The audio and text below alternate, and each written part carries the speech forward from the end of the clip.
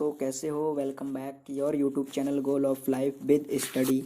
और आज हम एक बहुत ही पॉपुलर कोर्स या कह सकते हैं बहुत ही अच्छा कोर्स है। यदि आपको जानकारी है तो वीडियो को अभी छोड़ सकते हैं, और यदि जानकारी नहीं है तो वीडियो को पूरा ज़रूर देखें। ये वीडियो उनके लिए है जिनको इस कोर्स के संबंध में जानकारी नहीं है। तो कोर्स जैसा कि आपने थंबनेल में देख ही लिया होगा, आज हम बात करने वाले हैं बीएससी रेस्पिरेटरी थेरेपी के बारे में। बीएससी रेस्पिरेटरी थेरेपी, तो बीएससी रेस्पिरेटरी थेरेपी यानी फुल फॉर्म इसकी यही होती है, बैचलर ऑफ साइंस और इन रेस्पिरेटरी थेरेपी। रेस्पिरेटरी थेरेपी यानी कि ये जो कोर्स है इसमें आपको जो रेस्पिरेशन हम कह सकते हैं श्वसन संबंधी जो हमारी बॉडी में रेस्पिरेटरी सिस्टम होता है या श्वसन तंत्र होता है उससे संबंधित जो भी विकार होते हैं उन्हें दूर करने के लिए ट्रीट किया जाता है हमें। तो ये कोर्स आपके लिए बहुत अच्छा हो सकता है पैरामेडिकल में, यदि आप अपना करियर बनाना चाहते हैं तो चलिए हम आगे बात कर लेते हैं इस कोर्स की ड्यूरेशन की। अगर हम बात करते हैं तो इस कोर्स की ड्यूरेशन है, इस कोर्स की ड्यूरेशन 3 ईयर रखी गई है।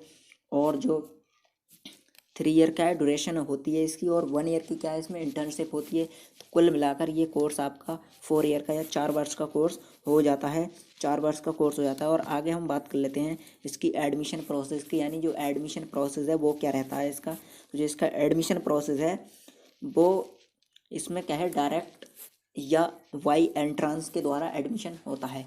यदि आप किसी गवर्नमेंट इंस्टीट्यूट में एडमिशन लेना चाहते हैं तो आपको एंट्रेंस एग्ज़ाम देना होगा, बट कुछ यूनिवर्सिटी अपने स्तर पर भी एंट्रेंस कंडक्ट कराती हैं, तथा कुछ जो कॉलेज या यूनिवर्सिटी हैं प्राइवेट वो डायरेक्ट एडमिशन भी देते हैं। तो आपको जैसा भी उचित लगे आप उस माध्यम से इस कोर्स में एंट्री ले सकते हैं। और हम कुछ एंट्रेंस एग्ज़ाम जान लेते हैं इससे संबंधित। तो एंट्रेंस एग्ज़ाम है एम्स पैरामेडिकल एंट्रेंस एग्ज़ाम, आपने सुन रखा होगा AIIMS paramedical entrance exam, all India institute of medical sciences. और दूसरा है हमारा JIPMER paramedical entrance exam. JIPMER paramedical eligibility criteria क्या होता है इस कोर्स का, तो एलिजिबिलिटी क्या होती है देखते हैं। Student must have secured 60% minimum aggregate marks और higher in PCB physics chemistry biology subject और equivalent. Various college have their criteria and conduct an entrance exam. Candidate may be asked to secure at least passing marks in the entrance test. यानी कि ये जो 60% आपको बताया, ये general जो category के स्टूडेंट्स होते हैं उनके लिए क्या है, 12th में पीसीबी के साथ 60% होना आपका कंपलसरी है। और ये 12th में 60% होना कंपलसरी है एंट्रेंस एग्ज़ाम के लिए।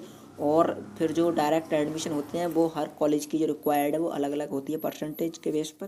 तो अब हम आगे देख लेते हैं कॉलेजेस इससे संबंधित, इस कोर्स से संबंधित कुछ कॉलेजेस की बात कर लेते हैं, यानी कौन कौन से हैं। एम्स, जैसा कि हमने बताया था, all India institute of medical sciences. और Manipal school of allied health science, KMCH institute of allied health science. और ये हमारा IAIMS Kochi, JSS university Mysore, NRI academy of sciences, SIHS Pune, SIHS Pune. तो ये कुछ इंस्टीट्यूट हैं जो इस कोर्स को कराते हैं। और इनके अलावा भी बहुत सारे गवर्नमेंट व प्राइवेट इंस्टीट्यूट हैं इंडिया में। आप जहाँ से बिलोंग करते हैं उधर के हिसाब से आप सिलेबस की बात कर लेते हैं, यानी आपको इस कोर्स के अंदर क्या क्या पढ़ना होगा 3 वर्ष में, 3 वर्ष में क्या क्या पढ़ना होगा। तो फर्स्ट ईयर का सिलेबस है ये। फर्स्ट ईयर का इसमें क्या है, आपको anatomy and physiology, microbiology and pathology, biochemistry, pharmacology, biostatics और फिजिक्स, बायोस्टैटिक्स फिजिक्स। आगे देखते हैं, हम बात कर लेते हैं सेकंड सिलेबस जो है। सेकंड ईयर में आपको क्या क्या पढ़ना होगा, रेस्पिरेटरी डिजीज़ यानी जो श्वसन से संबंधित रोग हैं उनके बारे में आपको पढ़ाया जाएगा इसमें। और cardiovascular disease, diagnostic method for cardiopulmonary disease. और यह रेस्पिरेटरी टेक्नोलॉजी और अप्लाइड फार्माकोलॉजी एंड पैथोलॉजी और रेस्पिरेटरी केयर एंड इक्विपमेंट। यानी कि आप समझ गए होंगे सिलेबस से कि आपको इसमें जो हमारा श्वसन तंत्र होता है या श्वसन से संबंधित जितने भी विकार होते हैं उनके बारे में आपको इस कोर्स में बताया जाता है या समझाया जाता है या ट्रीट किया जाता है।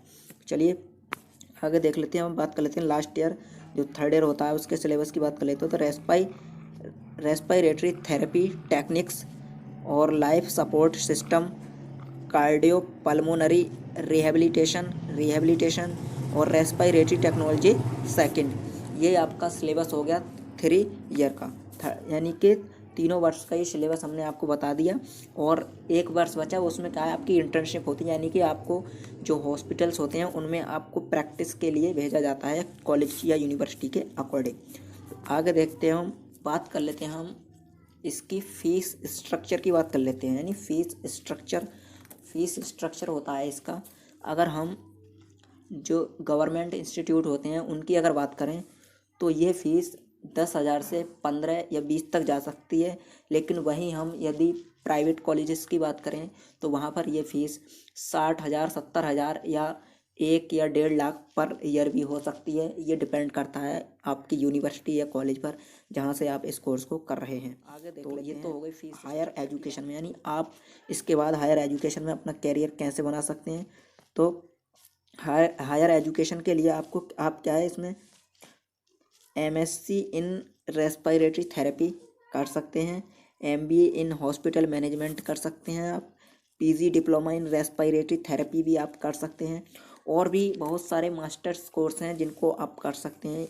ये कोर्स करने के बाद डिफरेंट फील्ड्स में, यानी आपने जो BSc रेस्पिरेटरी करने के बाद अपना जो मतलब इंटरेस्टिंग सब्जेक्ट है उसके अकॉर्डिंग आप आगे MSc कर सकते हैं, तथा उसके बाद आगे की पढ़ाई करके आप हायर स्टडी में अपना कैरियर बना सकते हैं। अपॉर्चुनिटीज़ की, यानी आपको ये कोर्स करियर कौन कौन सी कैरियर अपॉर्चुनिटीज़ मिल सकती हैं। तो आप क्या है रेस्पिरेटरी थेरेपिस्ट बन सकते हैं, क्लिनिकल एप्लीकेशन स्पेशलिस्ट बन सकते हैं, प्रोडक्ट मैनेजर बन सकते हैं, manager medical science product trainer बन सकते हैं आप। और भी बहुत कुछ आप कर सकते हैं इस कोर्स को करने के बाद।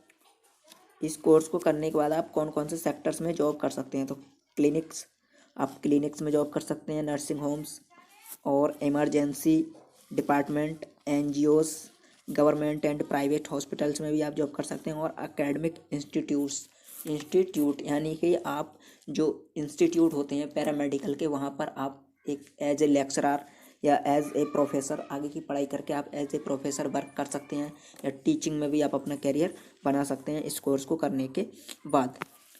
तो आज की वीडियो में इतना ही। आपको लगता है कि कुछ इन्फॉर्मेशन अभी रह गई है तो आप हमें कमेंट्स कर सकते हैं, हम आपके जो कमेंट्स हैं उनका जवाब देने की पूरी कोशिश करेंगे। और यदि आप ये जो हमने BSc रेस्पिरेटरी के बारे में बताया और जो हमने एंट्रेंस एग्ज़ाम बताए हैं उनके बारे में भी अगर जानना चाहते हैं तो आप हमें कमेंट्स में बता सकते हैं। और जो एम्स पैरामेडिकल एंट्रेंस एग्ज़ाम है उसके बारे में हमने ऑलरेडी वीडियो बना रखा है, आप हमारी प्लेलिस्ट में जाकर उसे देख सकते हैं। तो आज की वीडियो में इतना ही दोस्तों, मिलते हैं अगली वीडियो में, तब तक के लिए धन्यवाद। जय हिंद।